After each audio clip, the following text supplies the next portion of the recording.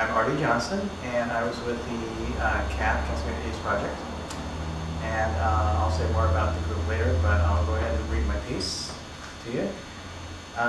It's Lunch with Madge.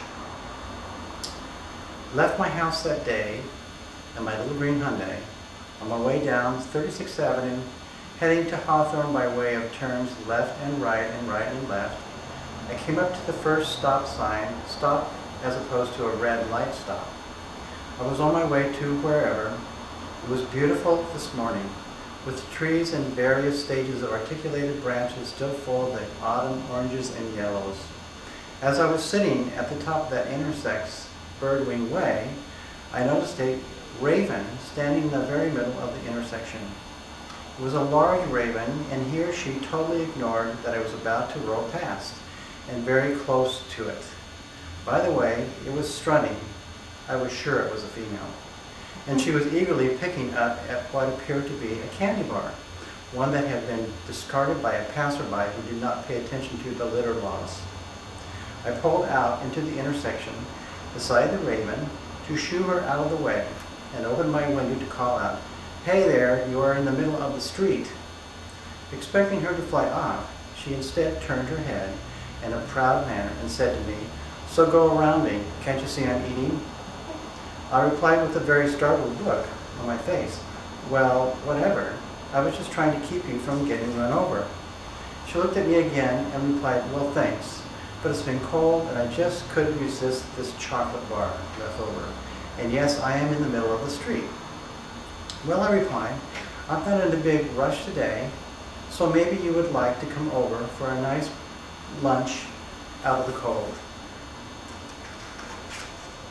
The raven shifted her head upwards toward my open car window and with interest and replied in a cautious yet curious tone of voice, "That sounds very tempting, and I might just accept your offer, but no funny business, understand?" "Oh no," I exclaimed, "I just thought you might like a break from scavenging on a cold day like today." "Hey, bud," she replied, "we don't call this scavenging. This is beneficial recruitment of product, and by the way, my name is Madge." "Well, Madge, hop on in, and I'll give you a lift." Madge hopped up into my outstretched arm and swung inside through the open window. She ducked her head as if to bow to clear the window top and hopped onto the upper shoulder rest of the passenger seat. As I closed the driver's window with the electric button, Madge cocked her head back toward me with a subtle look of suspicion. We took off down the road to my house. Madge did have lunch that day at my house, and I did have something that she liked. In fact, she liked just about everything in the refrigerator. She told me of her family, who she had lost a few years ago, and how she missed them. She said she had friends, and that was nice, but not the same. Madge told me as she perched on the counter in the kitchen how she had to be careful who she went home with. "Yes," she said, "I have been picked up before. In fact, a friend of mine was picked up and ended up in a cage. We knew where he was, but eventually he was moved to some bird zoo in another state."